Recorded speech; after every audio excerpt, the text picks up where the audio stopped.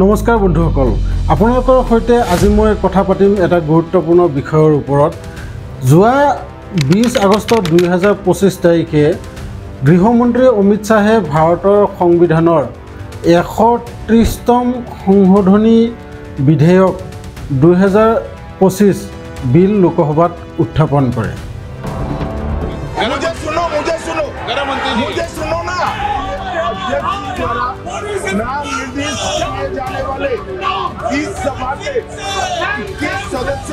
এই বিধেয়কে কেনেকৈ আমাৰ শাসন ব্যৱস্থা আৰু গণতন্ত্ৰক প্ৰভাৱিত কৰিব পাৰে, ইয়াৰ সুবিধা আৰু সমালোচনা কি, বিপক্ষ দলবোৰে কি মন্তব্য দিছে, এই সকলোবোৰ জানিবলৈ এই ভিডিঅ'টো আপোনালোকে শেষলৈকে চাই যাওক। 2025 চনৰ 20 আগষ্টত কেন্দ্ৰীয় গৃহমন্ত্ৰী অমিত শ্বাহে লোকসভাত এই বিধেয়ক উত্থাপন কৰে। এই বিধেয়কে প্ৰধানমন্ত্ৰী, মুখ্যমন্ত্ৰী আৰু অন্যান্য মন্ত্ৰীসকলক গুৰুতৰ অপৰাধৰ অভিযোগত গ্ৰেপ্তাৰ হৈ 30 দিনলৈকে জিম্মাত থাকিলে পদৰ পৰা বঞ্চিত কৰি দিয়া হ'ব।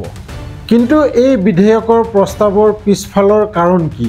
অৰ্থাৎ শেহতীয়াকৈ কেইবাটাও হাই প্ৰফাইল গোচৰত মুখ্যমন্ত্ৰী আৰু মন্ত্ৰীসকলে জেলত থকাৰ পিছতো পদত থাকি শাসনভাৰ চলাই গৈছিল। উদাহৰণস্বৰূপে দিল্লীৰ মুখ্যমন্ত্ৰী অৰবিন্দ কেজৰিৱালৰ মদ নীতি গোচৰ বা ঝাৰখণ্ডৰ হেমন্ত সোৰেনৰ ভূমি কেলেংকাৰী, এখেতসকলে জেলত থকা স্বত্তেও নিজৰ সাংবিধানিক পদ এৰি দিয়া নাছিল। এই বিধেয়কে ভাৰতীয় সংবিধানৰ 3টা প্ৰবন্ধৰ সংশোধনৰ প্ৰস্তাৱ দিয়ে।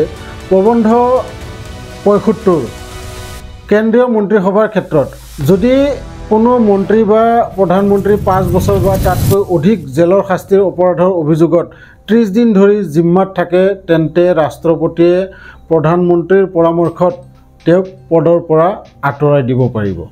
যদি পৰামৰ্শ নিদিয়ে তেন্তে 31 দিনৰ দিনাখন স্বয়ংক্ৰিয়ভাৱে পদৰ পৰা নিলম্বন হৈ যাব। প্ৰবন্ধ 164 ৰাজ্যৰ মন্ত্ৰীসভাৰ ক্ষেত্ৰত ৰাজ্যপালে মুখ্যমন্ত্ৰীৰ পৰামৰ্শত একে নিয়ম প্ৰয়োগ কৰিব পাৰিব। প্ৰবন্ধ 239 দিল্লী, জম্মু কাশ্মীৰ, পণ্ডিচেৰী আদি কেন্দ্ৰশাসিত ৰাজ্যবোৰতো বিশেষ প্ৰশাসনিক ব্যৱস্থাৰ দ্বাৰাই লেফটেনেণ্ট গভৰ্ণৰে এই নিয়ম প্ৰয়োগ কৰিব পাৰিব।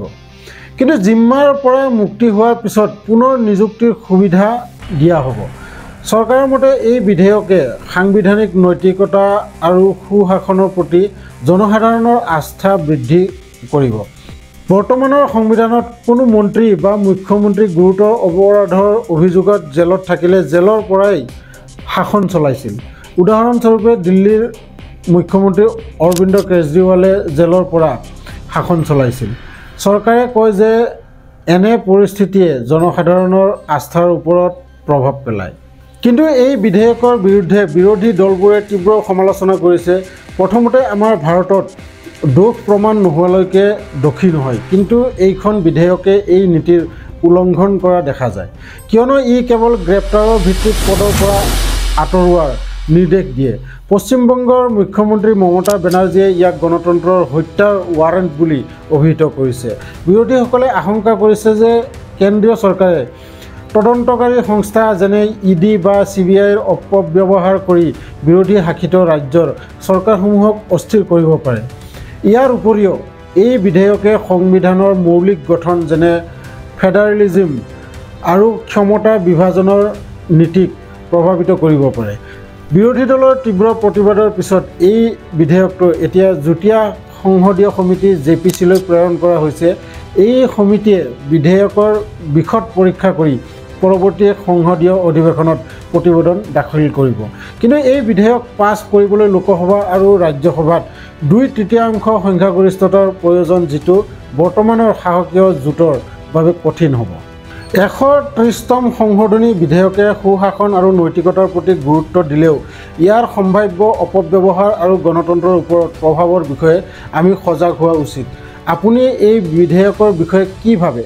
ই গণতন্ত্ৰক শক্তিশালী কৰিব নে দুৰ্বল কৰিব তলত কমেণ্টত আপোনালোকৰ মতামত জনাওক ভিডিঅ'টো লাইক কৰক আৰু মোৰ চেনেলটো ছাবস্ক্ৰাইব কৰি লওক যাতে অধিক এনেকুৱা তথ্য মোৰ পৰা পাই থাকে পুনৰ লগ পাম নতুন এটা ভিডিঅ' লৈ তেতিয়ালৈকে জয় ভাৰত জয় আই অসম